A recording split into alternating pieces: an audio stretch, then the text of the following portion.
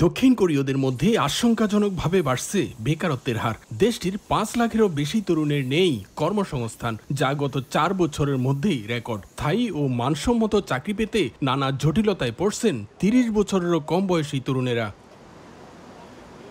কোরিয়ার জাতীয় পরিসংখ্যান দপ্তরের তথ্য মতে টানা ১৫ মাস ধরে কর্মসংস্থানের হার কমেছে।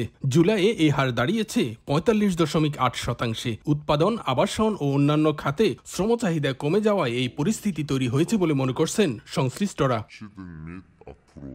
প্রতি বছর বিভিন্ন বিশ্ববিদ্যালয় থেকে বিপুল সংখ্যক শিক্ষার্থী স্নাতক পাশ করলেও তাদের জন্য চাকরির বাজার সীমিত।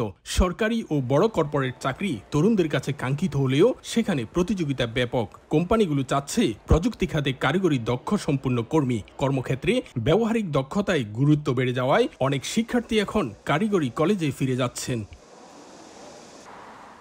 দক্ষিণ Korean council for university college এডুকেশনের তথ্য মতে দেশ জুড়ে ৮৮,০০০-এরও বেশি তরুণ শিক্ষার্থী কারিগরি কলেজে ভর্তি হয়েছেন, যা ২০১৮ সালের তুলনায় দ্বিগুণ।